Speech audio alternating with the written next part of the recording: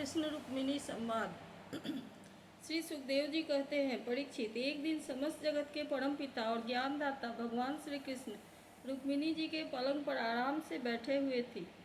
भीष्मक नंदिनी श्री रुक्मिणी जी सखियों के साथ अपने पतिदेव की सेवा कर रही थी। उन्हें पंखा झल रही थी। परीक्षित, जो सर्वशक्तिमान भगवान खेल खेल में ही इस जगत की रचना, रक्षा और प्रलय करते हैं, वही अजन्मा प्रभु अपनी बनाई हुई धर्म मर्यादाओं के लिए रक्षा के लिए यदुवंशियों में अवतीर्ण हुए हैं। रुक्मिणी जी का महल बड़ा ही सुंदर था। उनमें ऐसे ऐसे चंदोबे तने हुए थे जिनमें मोतियों की लड़ियों की झालरें लटक रही थी। मणियों के दीपक जगमगा रहे थे। बेला चमेली के फूल और हार महक रहे थे। फूलों पर झुंड के झुंड भौरे गुंजार कर रहे थे। सुंदर सुंदर झरोखों की जालियों में से चंद्रमा की शुभ्र किरणें महल के भीतर छिटक रही थी। उद्यान में पारिजात के उपवन की सुगंध लेकर मंद मंद शीतल वायु चल रही थी। झरोखों की जालियों में से अगर के धूप का धुआं निकल रहा था। ऐसे महल में दूध के फेन के समान कोमल और उज्ज्वल बिछौने से युक्त सुंदर पलंग पर भगवान श्री कृष्ण बड़े आनंद से विराजमान थे और रुक्मिणी जी त्रिलोकी के स्वामी को पति रूप में प्राप्त करके उनकी सेवा कर रही थी। रुक्मिणी जी ने अपनी सखी के हाथ से वह चंवर ले लिया जिसमें रत्नों की डांडी लगी थी। परम रूपवती लक्ष्मी रूपिणी देवी रुक्मिणी जी उसे डुला डुला कर भगवान की सेवा करने लगी। उनके कर कमलों में जराऊ अंगूठियाँ, कंगन और चंवर शोभा पा रहे थे। चरणों में मणि जटित पाजेब रुनझुन कर रहे थे। अंचल के नीचे छिपे हुए स्तनों की केसर की लालिमा से हार लाल लाल जान पड़ता था और चमक रहा था। नितंब भाग में बहुमूल्य करधनी की लड़ियाँ लटक रही थी। इस प्रकार वे भगवान के पास ही रहकर उनकी सेवा में संलग्न थी। रुक्मिणी जी की घुंघराली अलके, कानों के कुंडल और गले के स्वर्ण हार अत्यंत विलक्षण थे। उनके मुख चंद्र से मुस्कुराहट की अमृत वर्षा हो रही थी। ये रुक्मिणी जी की अलौकिक रूप लावण्यमती लक्ष्मी जी ही तो है। उन्होंने जब देखा कि भगवान ने लीला के लिए मनुष्य का सा शरीर धारण किया है, तब उन्होंने भी उनके अनुरूप रूप प्रकट कर दिया। भगवान श्री कृष्ण यह देखकर बहुत प्रसन्न हुए कि रुक्मिणी जी मेरे परायण है, मेरी अनन्य प्रेयसी है। तब उन्होंने बड़े प्रेम से मुस्कुराते हुए उनसे कहा। भगवान श्री कृष्ण ने कहा, राजकुमारी, बड़े बड़े नरपति जिनके पास लोकपालों के समान ऐश्वर्य और संपत्ति है, जो बड़े महानुभाव और श्रीमान हैं तथा सुंदरता, उदारता और बल में भी बहुत आगे बढ़े हुए हैं, तुमसे विवाह करना चाहते थे। तुम्हारे पिता और भाई भी उन्हीं के साथ तुम्हारा विवाह करना चाहते थे। यहाँ तक कि उन्होंने वाग्दान भी कर दिया था। शिशुपाल आदि बड़े बड़े वीरों को, जो कामोन्मत्त होकर तुम्हारे याचक बन रहे थे, तुमने छोड़ दिया और मेरे जैसे व्यक्ति को, जो किसी प्रकार तुम्हारे समान नहीं है, अपना पति स्वीकार किया। ऐसा तुमने क्यों किया? सुंदरी, देखो, हम जरासंध आदि राजाओं से डरकर समुद्र की शरण में आ बसे हैं। बड़े बड़े बलवानों से हमने बैर बांध रखा है और प्रायः राज सिंहासन के अधिकार से हम वंचित ही हैं। सुंदरी, हम किस मार्ग के अनुयायी हैं, हमारा कौन सा मार्ग है, यह भी लोगों को अच्छी तरह मालूम नहीं है। हम लोग लौकिक व्यवहार का भी ठीक ठीक पालन नहीं करते। अनुनय विनय के द्वारा स्त्रियों को रिझाते भी नहीं। जो स्त्रियां हमारे जैसे पुरुषों का अनुसरण करती हैं, उन्हें प्रायः क्लेश ही क्लेश भोगना पड़ता है। सुंदरी, हम तो सदा ही अकिंचन हैं।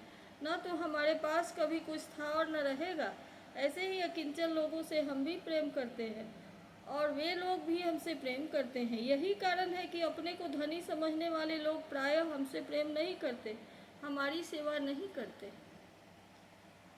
जिनका धन, कुल, ऐश्वर्य, सौंदर्य, आय अपने समान होती है, उन्हीं से विवाह और मित्रता का संबंध करना चाहिए। जो अपने से श्रेष्ठ या अधम हो, उनसे नहीं करना चाहिए। विदर्भ राजकुमारी, तुमने अपनी अदूरदर्शिता के कारण इन बातों का विचार नहीं किया और बिना जाने बुझे भिक्षुकों से मेरी झूठी प्रशंसा सुनकर मुझ गुणहीन को वरण किया। अब भी कुछ बिगड़ा नहीं है। तुम अपने अनुरूप किसी श्रेष्ठ क्षत्रियो को वरण कर लो, जिसके द्वारा तुम्हारी इहलोक और परलोक की सारी आशा अभिलाषाएं पूरी हो सके। सुंदरी, तुम तो जानती ही हो कि शिशुपाल, साल्व, जरासंध, दंतवक्त्र आदि नरपति और तुम्हारा भाई रुक्मी सभी मुझसे द्वेष करते हैं। कल्याणी, वे सब बल पौरुष के मद से अंधे हो रहे हैं। अपने सामने किसी को कुछ नहीं गिनते थे। उन दुष्टों का मान मर्दन करने के लिए ही मैंने तुम्हारा हरण किया था और कोई कारण नहीं था। निश्चय ही हम उदासीन हैं। हम स्त्री संतान और धन के लोलुप नहीं हैं। निष्क्रिय और देह गेह से संबंध रहित दीप शिखा के समान साक्षी मात्र है। हम अपने आत्मा के साक्षात्कार से ही पूर्ण काम है, कृतकृत्य है। श्री सुखदेव जी कहते हैं, परीक्षित, भगवान श्री कृष्ण के क्षण भर के लिए भी अलग न होने के कारण रुक्मिणी जी को यह अभिमान हो गया था कि मैं इनकी सबसे अधिक प्यारी हूँ। इसी गर्व की शांति के लिए इतना कहकर भगवान चुप हो गए। परीक्षित, जब रुक्मिणी जी ने अपने परम प्रियतम पति त्रिलोकेश्वर भगवान की यह प्रिय वाणी सुनी, जो पहले कभी नहीं सुनी थी, तब वे अत्यंत भयभीत हो गई। उनका हृदय धड़कने लगा। वे रोते रोते चिंता के अगाध समुद्र में डूबने उतराने लगी। वे अपने कमल के समान कोमल और नखों की लालिमा से कुछ कुछ लाल प्रतीत होने वाले चरणों से धरती कुरेदने लगी। अंजन से मिले हुए काले काले आंसू केसर से रंगे हुए वक्षस्थल को धोने लगे। मुंह नीचे की ओर लटक गया। अत्यंत दुख के कारण उनकी वाणी रुक गई और वे ठिठकी सी रह गई। अत्यंत व्यथा, भय और शोक के कारण विचार शक्ति लुप्त हो गई। वियोग की संभावना से वे तत्क्षण इतनी दुबली हो गई कि उनकी कलाई का कंगन तक खिसक गया। हाथ का चवड़ गिर पड़ा। बुद्धि की विकलता के कारण वे एकाएक अचेत हो गई।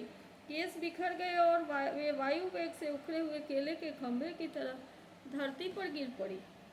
भगवान श्री कृष्ण ने देखा कि मेरी प्रेयसी रुक्मिणी जी हास्य विनोद की गंभीरता नहीं समझ रही है और प्रेम पास की दृढ़ता के कारण उनकी यह दशा हो रही है।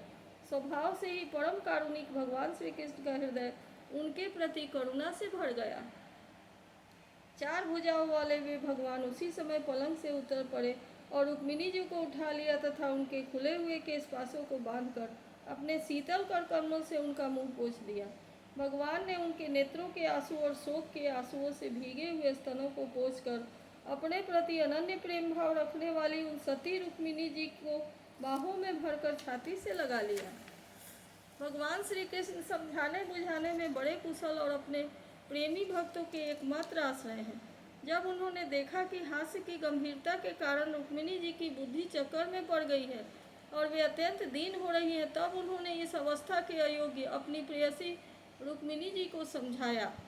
भगवान श्री कृष्ण ने कहा, विदर्भ नंदिनी, तुम मुझसे बुरा मत मानना, मुझसे रूठना नहीं। मैं जानता हूँ तुम एकमात्र ही मेरे परायण हो। मेरी प्रिय सहचरी, तुम्हारी प्रेम भरी बात सुनने के लिए ही मैंने हंसी हंसी में यह छलना की थी। मैं देखना चाहता था कि मेरे यूँ कहने पर तुम्हारे लाल लाल होठ प्रणय कोप से किस प्रकार फड़कने लगते हैं। तुम्हारे कटाक्ष पूर्वक देखने से नेत्रों में कैसी लाली छा जाती है और भौहें चढ़ जाने के कारण तुम्हारा मुख कैसा सुंदर लगता है। मेरी परम प्रिय सुंदरी, घर के काम धंधों में दिन रात लगे रहने वाले गृहस्थों के लिए घर गृहस्थी में इतना ही तो परम लाभ है कि अपनी प्रिय अर्धांगिनी के साथ हास परिहास करते हुए कुछ घड़ियां सुख से बिता ली जाती हैं। श्री सुखदेव जी कहते हैं, राजन, जब भगवान श्री कृष्ण ने अपनी प्राण प्रिया को इस प्रकार समझाया बुझाया, तब उन्हें इस बात का विश्वास हो गया कि मेरे प्रियतम ने केवल परिहास में ही ऐसा कहा था। अब उनके हृदय से यह भय जाता रहा कि प्यारे हमें छोड़ देंगे। परीक्षित, अब वे सलज्ज हास्य और प्रेम पूर्ण वधु चितवन से पुरुष भूषण भगवान श्री कृष्ण का मुखारविंद निरखती हुई उनसे कहने लगी। रुक्मिणी जी ने कहा, कमल नयन, आपका यह कहना ठीक है कि ऐश्वर्य आदि समस्त गुणों से युक्त अनंत भगवान के अनुरूप मैं नहीं हूँ। आपकी समानता मैं किसी प्रकार नहीं कर सकती। कहा तो अपनी अखंड महिमा में स्थित तीनों गुणों के स्वामी तथा ब्रह्मा आदि देवताओं से सेवित आप भगवान, और कहा तीनों गुणों के अनुसार स्वभाव रखने वाली गुणमय प्रकृतिमय, जिसकी सेवा कामनाओं के पीछे भटकने वाले अज्ञानी लोग ही रहते हैं। भला मैं आपके समान कब हो सकती हूँ? स्वामिन, आपका यह कहना भी ठीक है कि आप राजाओं के भय से समुद्र में आ छिपे हैं, परंतु राजा शब्द का अर्थ पृथ्वी के राजा नहीं, तीनों गुण रूप राजा हैं। मानो आप उन्हीं के भय से अंतःकरण रूप समुद्र में चैतन्य घन अनुभूति स्वरूप आत्मा के रूप में विराजमान रहते हैं। इसमें संदेह नहीं कि आप राजाओं से बैर रखते हैं, परंतु वे राजा कौन हैं? यही अपनी दुष्ट इंद्रियां, इनसे तो आपका वैर है ही। और प्रभु, आप राज सिंहासन से रहित हैं, यह भी ठीक ही है, क्योंकि आपके चरणों की सेवा करने वालों ने भी राजा के पद को घोर अज्ञानांधकार समझकर दूर से ही दुत्कार रखा है। फिर आपके लिए तो कहना ही क्या है। आप कहते हैं कि हमारा मार्ग स्पष्ट नहीं है और हम लौकिक पुरुषों जैसा आचरण भी नहीं करते।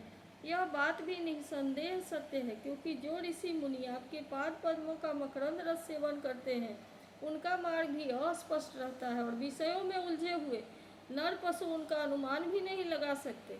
और हे अनंत, आपके मार्ग पर चलने वाले आपके भक्तों की भी चेष्टाएं जब प्रायः अलौकिक ही होती हैं, तब समस्त शक्तियों और ऐश्वर्यों के आश्रय आपकी चेष्टाएं अलौकिक हों तो इसमें कहना ही क्या है। आपने अपने को अकिंचन बतलाया है, परंतु आपकी अकिंचनता दरिद्रता नहीं है। उसका अर्थ यह है कि आपके अतिरिक्त और कोई वस्तु न होने के कारण आप ही सब कुछ हैं। आपके पास रखने के लिए कुछ नहीं है, परंतु जिन ब्रह्मा आदि देवताओं की पूजा सब लोग करते हैं, भेंट देते हैं, वही लोग आपकी पूजा करते रहते हैं। आप उनके प्यारे हैं और वे आपके प्यारे हैं। आपका यह कहना भी सर्वथा उचित है कि धनाढ़ लोग मेरा भजन नहीं करते।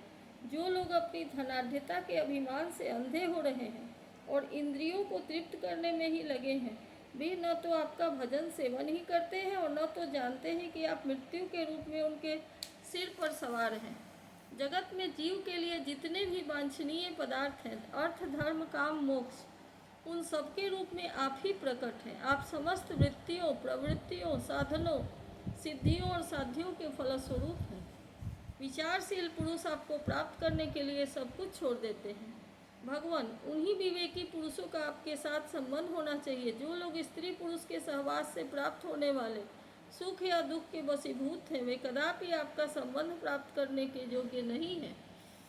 यह ठीक है कि भिक्षुकों ने आपकी प्रशंसा की है, परंतु किन भिक्षुकों ने? उन परम शांत सन्यासी महात्माओं ने आपकी महिमा और प्रभाव का वर्णन किया है, जिन्होंने अपराधी से अपराधी व्यक्ति को भी दंड न देने का निश्चय कर लिया है।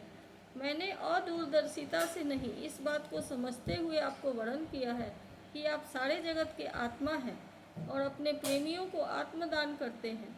मैंने जानबूझकर उन ब्रह्मा और देवराज इंद्र आदि का भी इसलिए परित्याग कर दिया है कि आपकी भौहों के इशारे से पैदा होने वाला काल अपने वेग और आशा अभिलाषाओं पर पानी फेर देता है।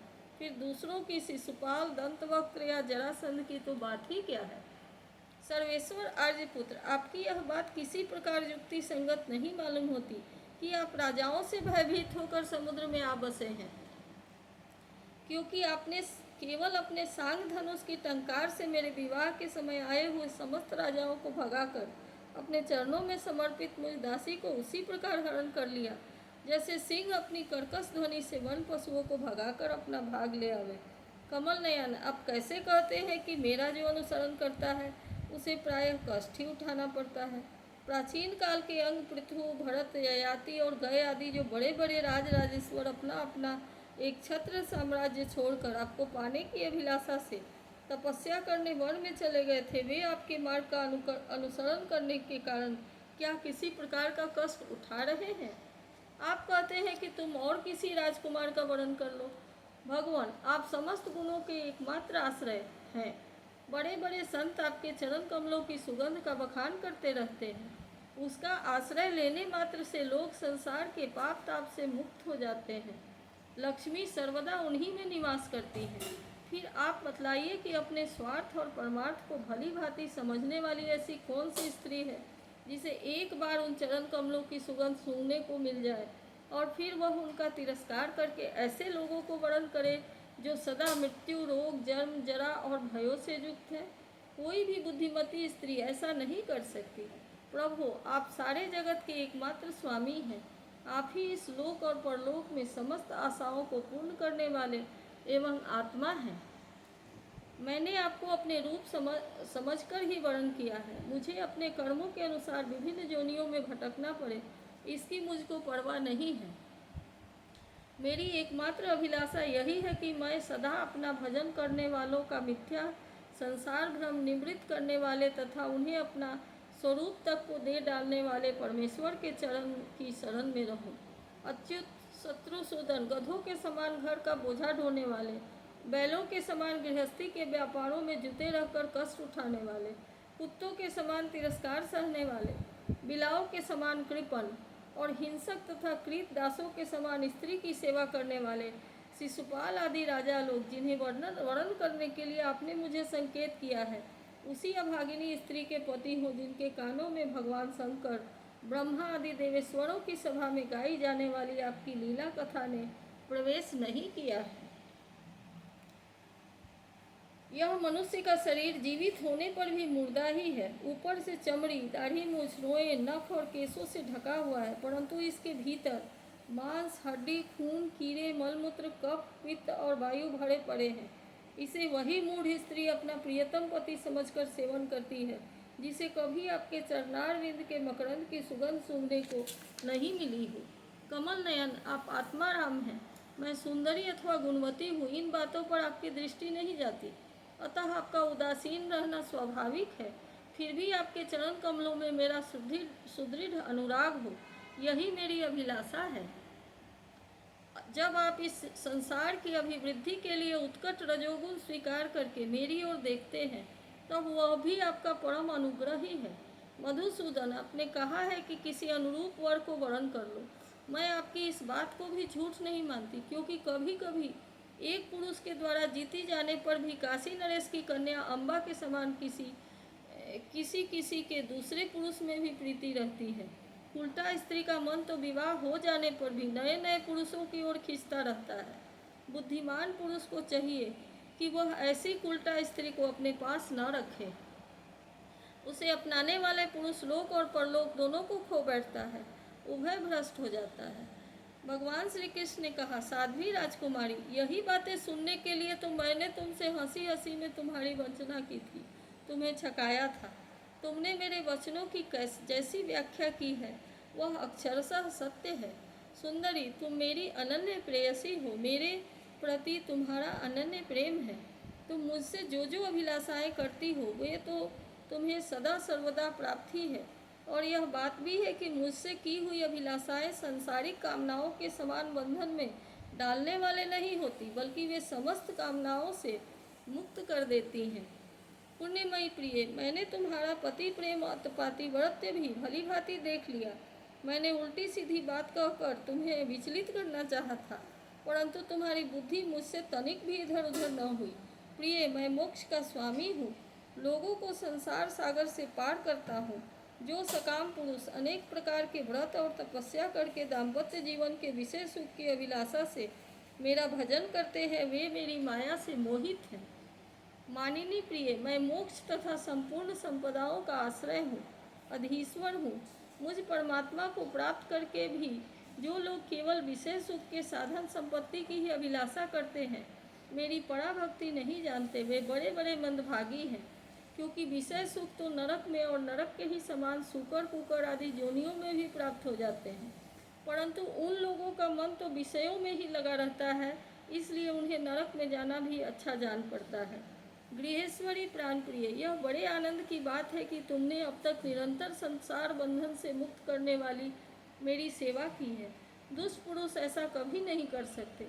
जिन स्त्रियों का चित्त दूषित कामनाओं से भरा हुआ है और जो अपनी इंद्रियों की तृप्ति में ही लगी रहने के कारण अनेकों प्रकार के छल छंद रचती रहती है, उनके लिए तो ऐसा करना और भी कठिन है। मानिनी, मुझे अपने घर भर में तुम्हारे समान प्रेम करने वाली भार्या और कोई दिखाई नहीं देती, क्योंकि जिस समय तुमने मुझे देखा था केवल मेरी प्रशंसा सुनी थी। उस समय भी अपने विवाह में आए हुए राजाओं की उपेक्षा करके ब्राह्मणों के द्वारा मेरे पास गुप्त संदेश भेजा था।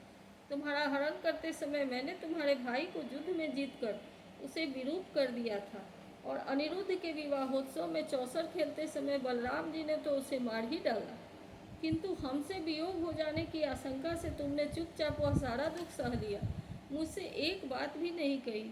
तुम्हारे इस गुण से मैं तुम्हारे वश में हो गया हूँ।